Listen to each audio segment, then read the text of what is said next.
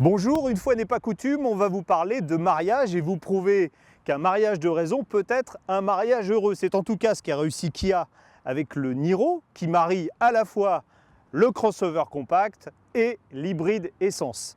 Résultat, le Niro, qui s'attaque sans vergogne aux stars du segment qui s'appelle Nissan Qashqai et Renault Kadjar. Alors par rapport à ses concurrents, le Niro est un peu plus court, il est aussi un peu plus bas, ce qui lui donne une ligne plus dynamique.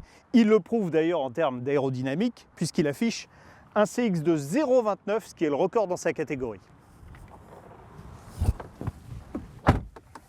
Évidemment, comme dans tous les crossovers, le conducteur bénéficie d'une position de conduite surélevée. C'est même un des premiers critères de choix de ce type de véhicule. Vous remarquerez que la finition n'a rien de guerre des étoiles, entre guillemets, comme dans certains modèles concurrents. Ici, c'est plus sobre, mais en revanche, la qualité de fabrication est réellement excellente. Et puis surtout, fidèle à sa réputation, Kia a doté le Niro d'absolument tous les équipements high-tech dont on peut rêver. Par exemple, pour les aides à la conduite, un système de freinage automatique autonome. En termes d'infodivertissement, on n'est pas encore pour rien, hein, avec un écran 7 ou 8 pouces tactile, avec un système GPS signé TomTom, et il faut le souligner, les mises à jour sont comprises pour 7 ans, c'est-à-dire la durée de la garantie du véhicule. Vous avez également un système audio qui est signé JBL avec pas moins de 8 haut-parleurs, 320 watts, et je peux vous assurer que ça envoie du bois, comme on dit. Oppan Gangnam Style.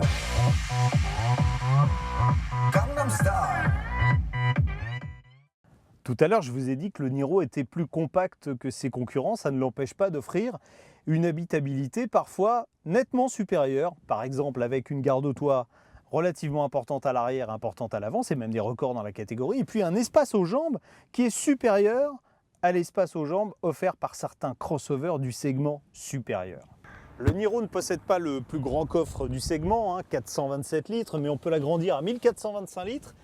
Et puis surtout, il faut avoir présent à l'esprit que c'est un véhicule hybride avec une batterie lithium-ion beaucoup plus compacte que ses concurrents. Elle se trouve sous le siège arrière.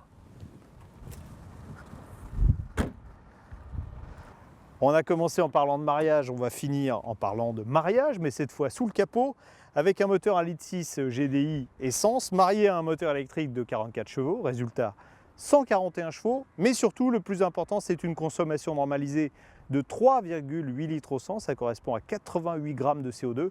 Et ça, pour savoir si c'est vrai, il va falloir rester avec nous pour l'essai.